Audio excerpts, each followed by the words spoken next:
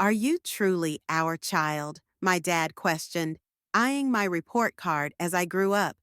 Coming from a family of doctors, I always assumed that pursuing a similar path was the expected course for me. Consequently, I've dedicated myself to studying diligently ever since I was a child, and my grades have always been at the top of my class. But to my dad, a doctor himself, that's apparently not enough. He says, if it's not at the national level, it doesn't count. Hearing this again and again, I gradually grew to despise the profession of being a doctor. My name is Isaw. Both my parents are doctors, and so are my relatives. I have an older sister, and my parents always assumed that my sister and I would naturally go into the medical field. My sister Anna has always been exceptional and has been the favorite of our parents. Everyone thought Anna would become a doctor, and she became one without any setbacks. I think that's impressive, but Anna always got whatever she wanted, and she was praised even for the smallest things. She was so indulged that I was envious. I was always being compared to Anna, and I was always told that I wasn't good enough. Even though Anna is 5 years older than me, the fact that I couldn't do what Anna could do was treated like a failure on my part, when it should have been expected. Gradually, my parents stopped caring about me. When Anna was stressed from studying, she would verbally abuse me, and sometimes she even raised her hand in anger at me. But I never told anyone, knowing that my parents wouldn't believe me. I went to a college preparatory school, but I had no intention of going to college. After constant verbal abuse, I left home. I was already working part-time, planning for this, and I had enough money to get by for now. When I graduated from high school, I found a job at a hotel in a tourist area, and they took me in. I needed my parents' consent because I was still a minor, but they wrote the consent form without a word. They probably just wanted me to leave the failure that I was as soon as possible. I hadn't contacted my family for over 6 months since leaving home, and I hadn't heard from them either. But as the end of the year approached, I got a call from Dad. Come home for the New Year celebration. The relatives are gathering, and you'll be the host, Daddy said, just that, and hung up without waiting for my response. At home, it's a tradition for relatives to gather for a feast every New Year. Years passed since the relatives are all doctors. It's always been a painful experience for me, and of course, I always end up doing the odd jobs. I'm responsible for everything, from cleaning the day before to preparing food, drinks, baths, and futons for the relatives who stay over. Mom just gives me instructions, and Anna, of course, ignores me altogether.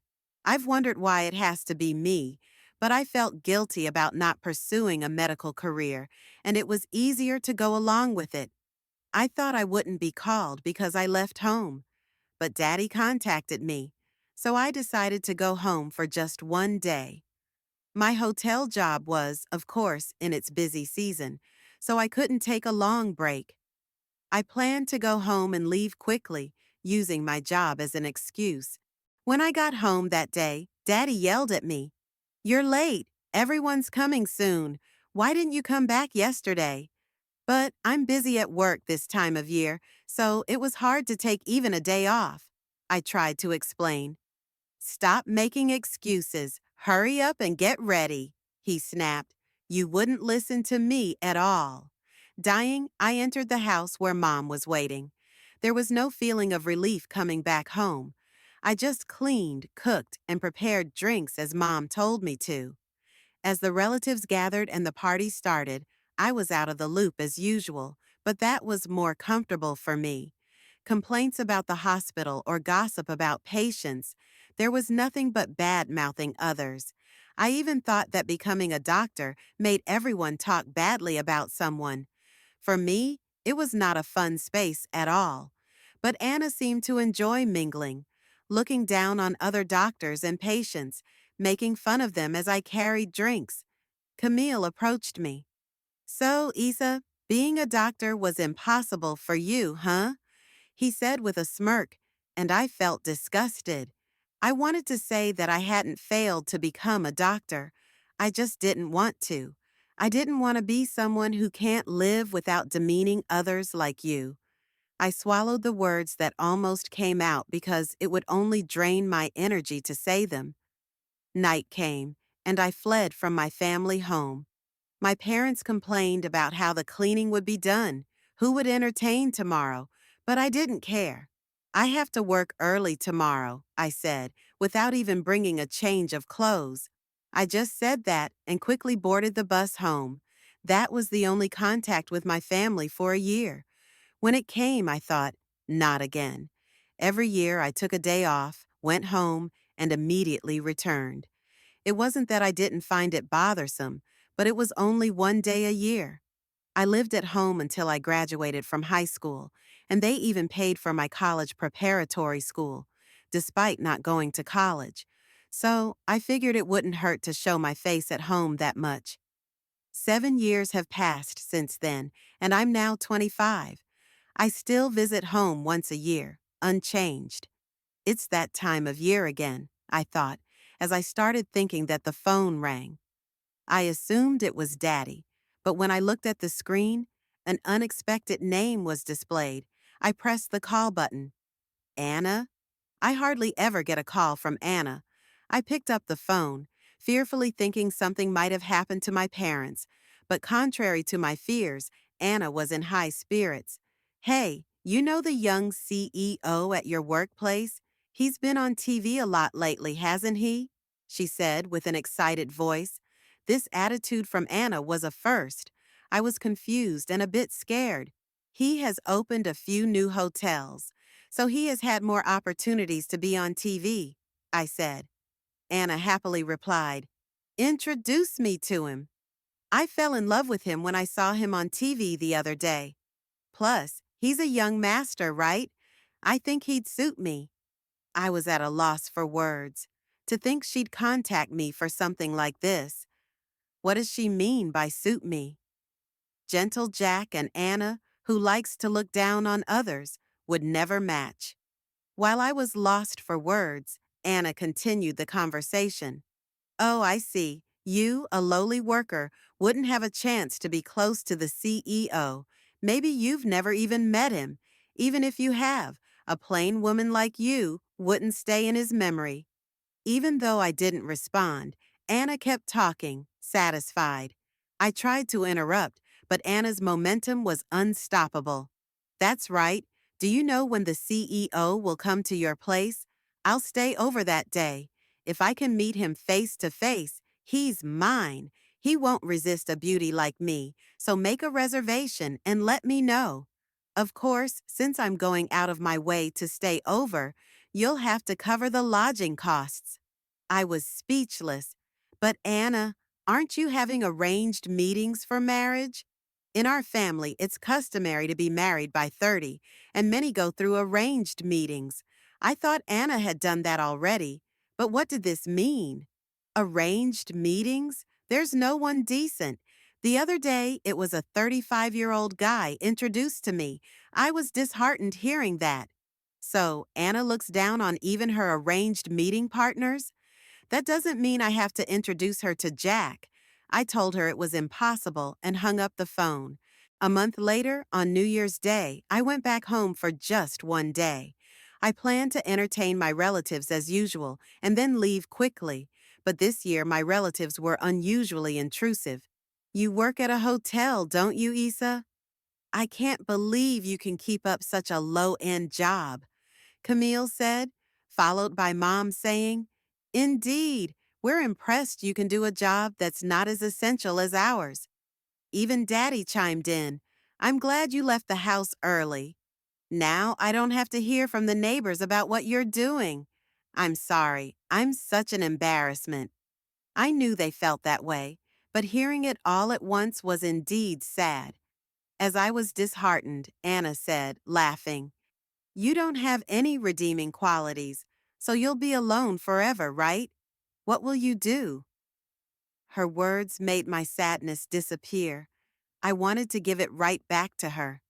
I had finally released the emotions I'd been holding back against Anna. Anna, you're 30. You're 5 years older than me. What are you going to do if you keep having such high expectations? You'll be left behind. I blurted out. Daddy was furious. How dare you say that about Anna?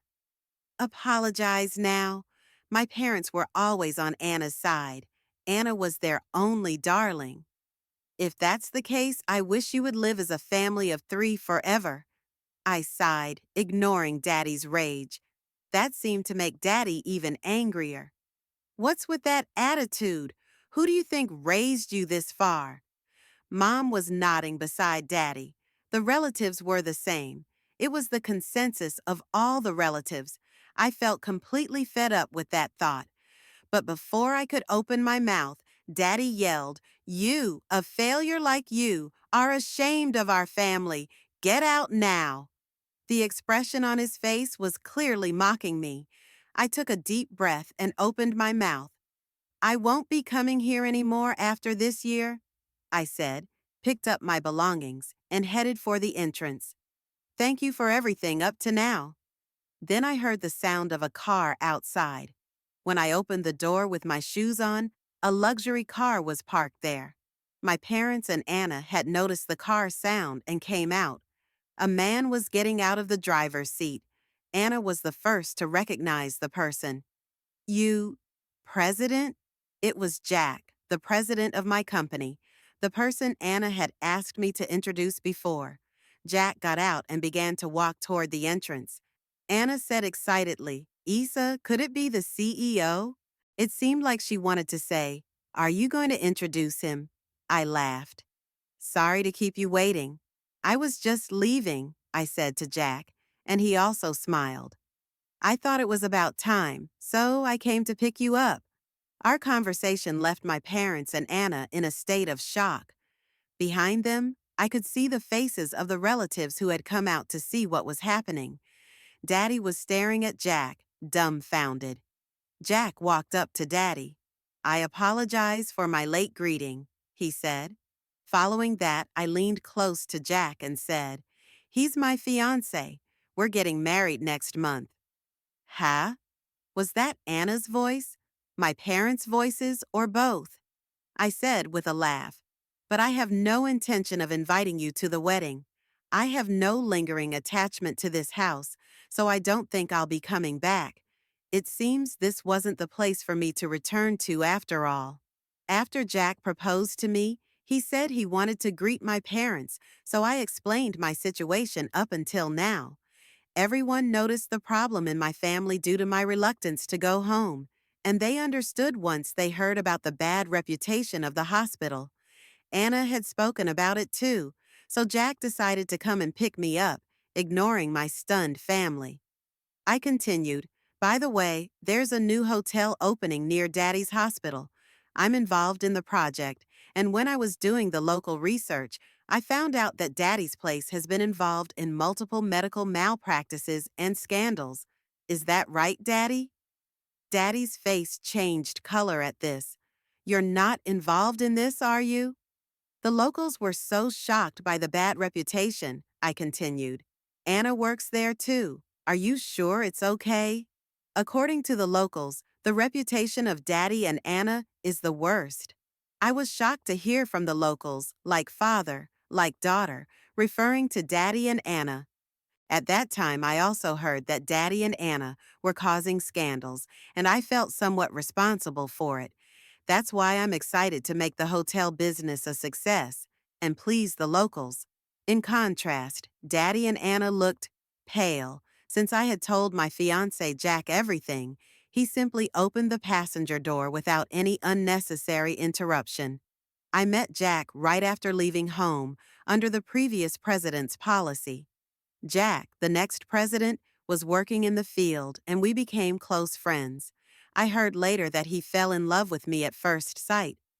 Unlike before, where I was constantly denied, the more I worked hard, the more I was appreciated.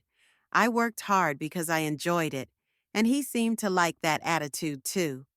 Jack took over as president after the previous one fell ill and proposed to me about 6 months ago. His words asking for my support resonated with me. Since accepting the proposal, I've been learning various things, focusing on business studies. I realized that I don't hate studying, but rather enjoy gaining various knowledge. What I hated was studying only to become a doctor. When I find something fun, I tend to look into it, and the more knowledge I gain, the more I want to do. As I was about to get into the car, Daddy yelled, "Hey, Issa, what's going on?" But I smiled and said, "I'm no longer a daughter of this house. Goodbye," leaving my confused family behind. The car quietly drove off. Later, the new hotel opened successfully, and I was busy working on site from the first day when it was fully booked. Then, my parents and Anna came. Daddy, who spotted me, called out, "We came to see what kind of work you're doing and to stay over. Prepare the room quickly." I wanted to ask what nerve he had, but I was too busy managing the site. Seeing this, Jack rushed over to send my family away, but they stubbornly caused a commotion in the lobby. Since I wasn't getting anywhere, a security guard stepped in. Then, a woman named Brooke, who came into the lobby afterward, exclaimed, "Oh, it's you, the teacher." I later heard that she's a nurse at Daddy's hospital and doesn't think highly of Daddy and Anna due to their arrogant attitude. Seeing Daddy being escorted by the security guard, she seemingly found it amusing and shared it as a funny story at work. Brooke, it turns out, is a neighbor and friend to the front desk staff, and one of them told me about it. Naturally, the rumors spread throughout the hospital, causing Daddy and Anna some embarrassment. As for Mom, she used to work at the same hospital but has since retired. However, her retirement was a name only, as the truth was she was forced to quit due to a scandal. I accidentally heard Brooke slip this information. I had another job to attend to and was at a different hotel when my parents and Anna came to the hotel again. Frustrated at their audacity, I had no hesitation in calling the police, and they were taken away for obstruction of business. Because of Daddy and Anna's past behavior, the rumor quickly spread in the hospital. The hospital, already struggling financially, was apparently forced to shut down. Passing by my family's home a little while later, I saw that it was vacant. They must have sold it out of financial desperation. I also heard rumors that Anna's attempts at matchmaking had failed, so maybe various local gossip forced them to leave. I've changed my cell number so they can't contact me, and of course, I have no intention of contacting them either. With the opening of the new hotel settled, I'm looking forward to my wedding next month with wonderful Jack by my side. Both my work and personal life are looking brighter than ever.